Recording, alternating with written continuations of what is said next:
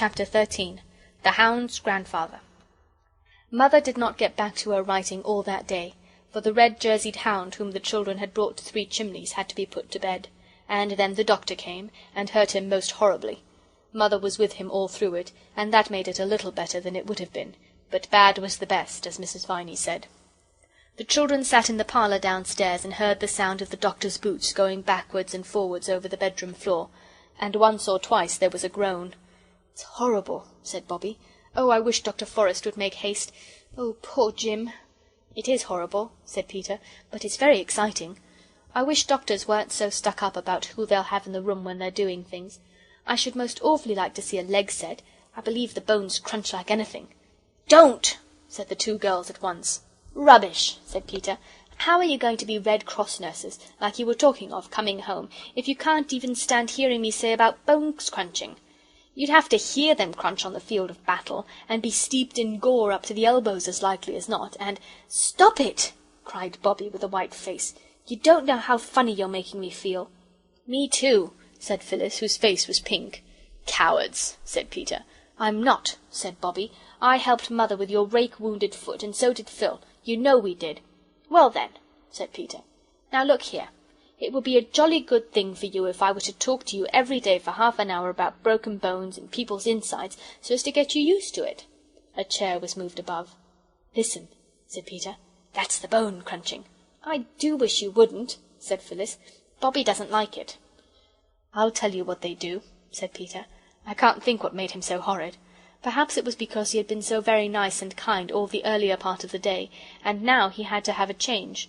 This is called reaction. One notices it now and then in oneself. Sometimes when one has been extra good for a longer time than usual, one is suddenly attacked by a violent fit of not being good at all. "I'll tell you what they do," said Peter. "They strap the broken man down so that he can't resist or interfere with their doctorish designs, and then someone holds his head, and someone holds his leg, the broken one, and pulls it till the bones fit in, with a crunch, mind you. Then they strap it up, and— Let's play at bone-setting." "Oh, no," said Phyllis. But Bobby said suddenly, "All right, let's. I'll be the doctor and Phil can be the nurse. You can be the broken boner. We can get at your legs more easily because you don't wear petticoats."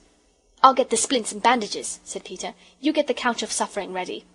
The ropes that had tied up the boxes that had come from home were all in a wooden packing-case in the cellar. When Peter brought in a trailing tangle of them and 2 boards for splints, Phyllis was excitedly giggling. "Now then," he said, and lay down on the settle, groaning most grievously. "Not so loud," said Bobby, beginning to wind the rope around him in the settle. "You pull, Phil." "Not so tight," moaned Peter. "You'll break my other leg." Bobby worked on in silence, winding more and more rope around him.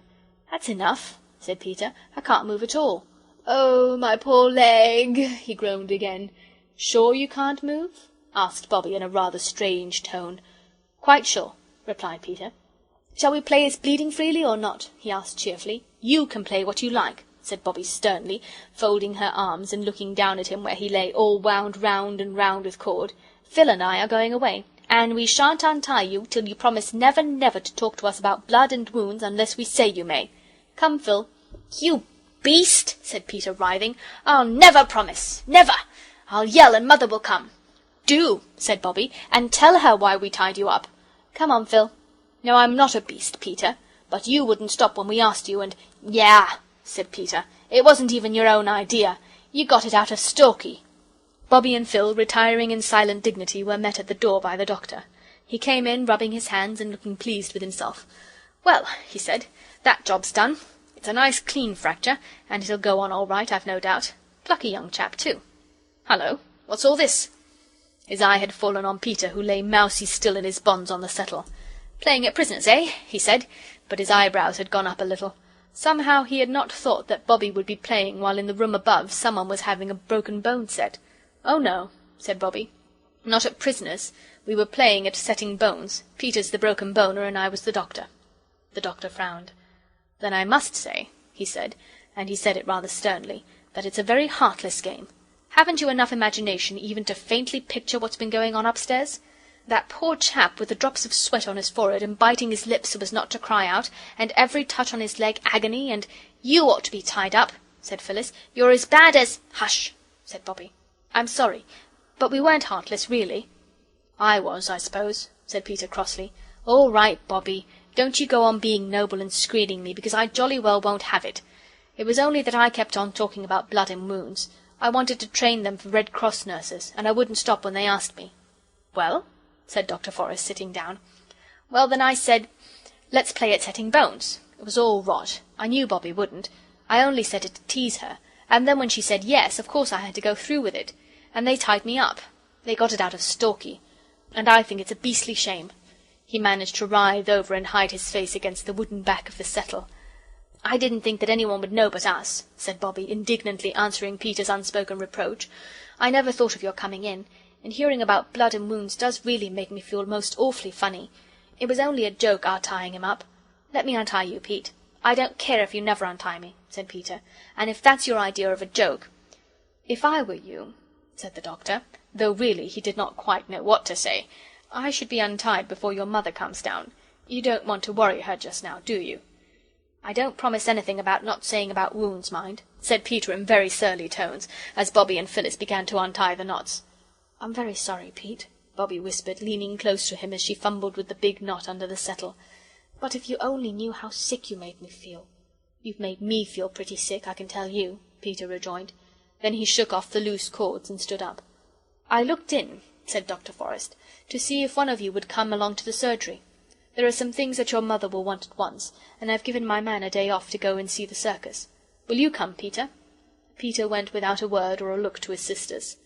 The two walked in silence up to the gate that led from the Three Chimneys field to the road. Then Peter said, "Let me carry your bag. I say, it is heavy. What's in it?"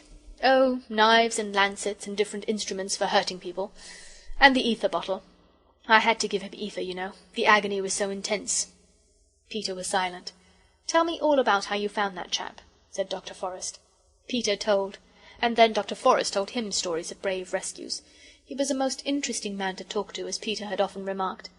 Then in the surgery Peter had a better chance than he had ever had of examining the doctor's balance, and his microscope, and his scales and measuring glasses.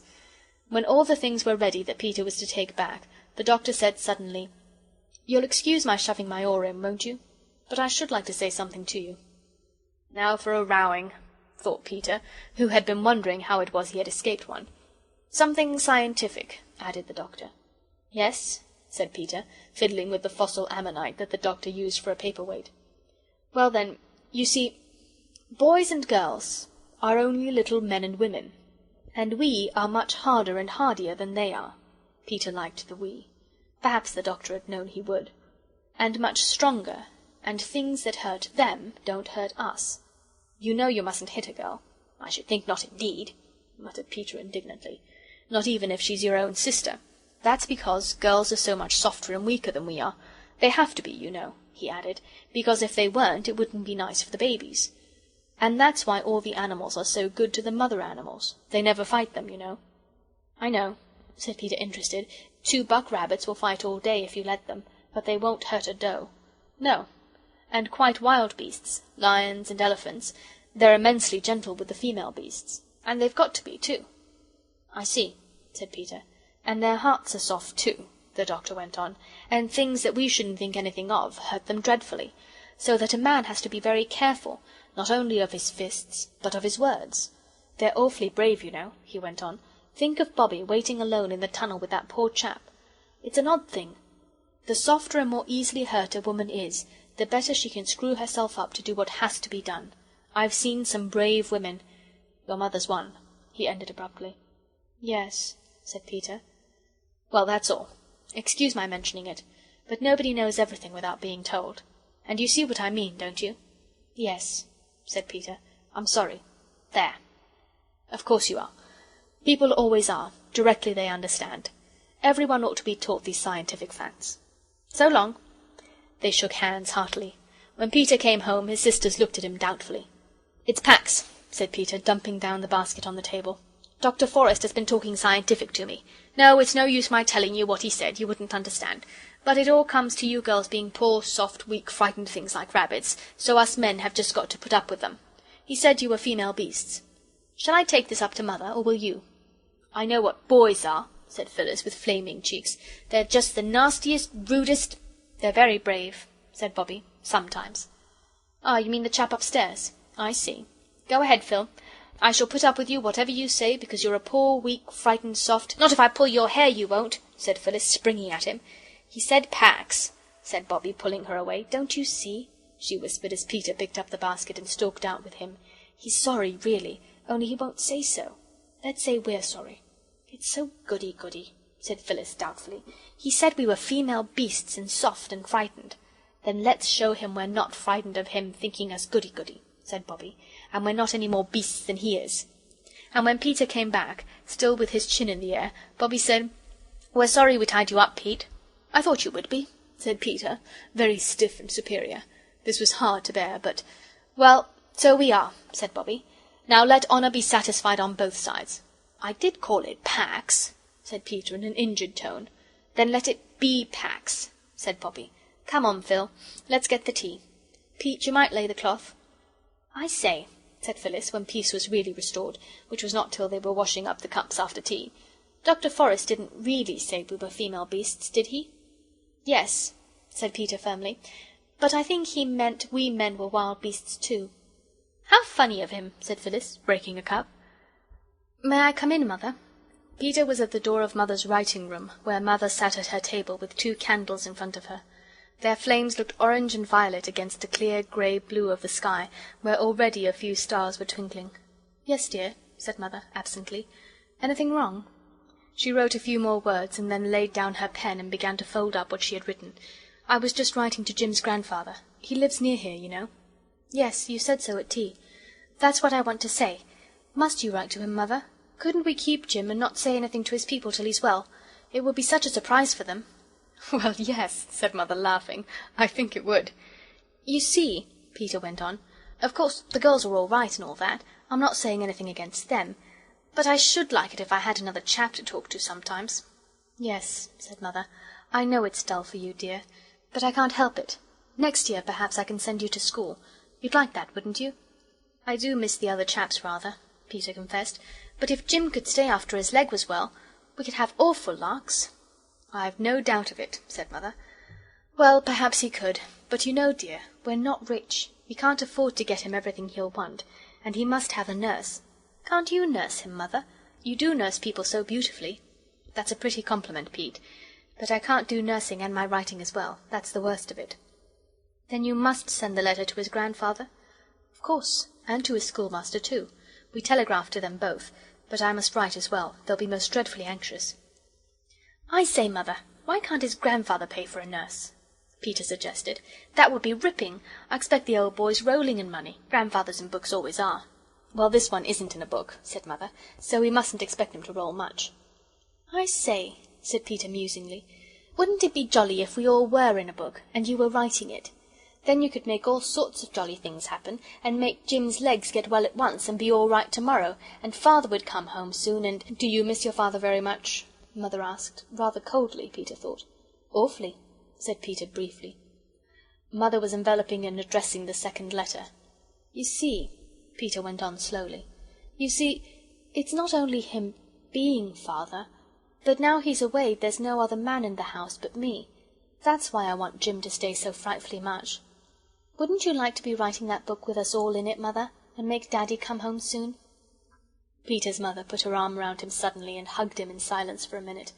Then she said, "Don't you think it's rather nice to think that we're in a book that God's writing? If I were writing the book I might make mistakes, but God knows how to make the story end just right, in the way that's best for us." "Do you really believe that, Mother?" Peter asked quietly. "Yes," she said, "I do believe it. Almost always, except when I'm so sad that I can't believe anything. But even when I can't believe it, I know it's true, and I try to believe. You don't know how I try, Peter. Now, take the letters to the post, and don't let's be sad any more. Courage, courage! That's the finest of all the virtues. I dare say Jim will be here for 2 or 3 weeks yet." For what was left of the evening Peter was so angelic that Bobbie feared he was going to be ill. She was quite relieved in the morning to find him plaiting Phyllis's hair onto the back of her chair, in quite his old manner. It was soon after breakfast that a knock came at the door. The children were hard at work cleaning the brass candlesticks in honour of Jim's visit. "That'll be the doctor," said Mother. "I'll go. "Shut the kitchen door. You're not fit to be seen." But it wasn't the doctor. They knew that by the voice and by the sound of the boots that went upstairs. They did not recognize the sound of the boots, but everyone was certain that they had heard the voice before. There was a longish interval. The boots and the voice did not come down again. "Who can it possibly be?" they kept on asking themselves and each other. "Perhaps," said Peter at last, "Dr. Forrest has been attacked by highwaymen and left for dead, and this is the man he's telegraphed for to take his place.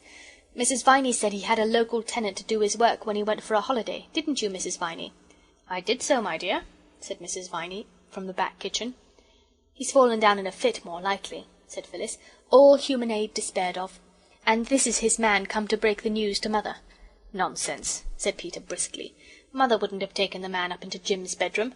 Why should she? Listen, the door's opening. Now they'll come down. I'll open the door a crack." He did. "It's not listening," he replied indignantly to Bobby's scandalized remarks. "Nobody in their senses would talk secrets on the stairs. And Mother can't have secrets to talk with Dr. Forrest's stableman. And you said it was him." "Bobby," called Mother's voice. They opened the kitchen door, and Mother leaned over the stair railing. "Jim's grandfather has come," she said. "Wash your hands and faces, and then you can see him. He wants to see you." The bedroom door shut again. "There now," said Peter. "Fancy us not even thinking of that. Let's have some hot water, Mrs. Viney. I'm as black as your hat." The three were indeed dirty, for the stuff you clean brass candlesticks with is very far from cleaning to the cleaner. They were still busy with soap and flannel when they heard the boots and the voice come down the stairs and go into the dining-room. And when they were clean, though still damp, because it takes such a long time to dry your hands properly, and they were very impatient to see the grandfather, they filed into the dining-room. Mother was sitting in the window-seat, and in the leather-covered armchair that Father always used to sit in at the other house sat their own old gentleman. "Well, I never did," said Peter, even before he said, "How do you do?" He was, as he explained afterwards, too much surprised even to remember that there was such a thing as politeness, much less to practice it. "It's our own old gentleman," said Phyllis. "Oh, it's you," said Bobby. And then they remembered themselves and their manners, and said, "How do you do?" very nicely. "This is Jim's grandfather, Mr. said Mother, naming the old gentleman's name. "How splendid," said Peter. "That's just exactly like a book, isn't it, Mother?"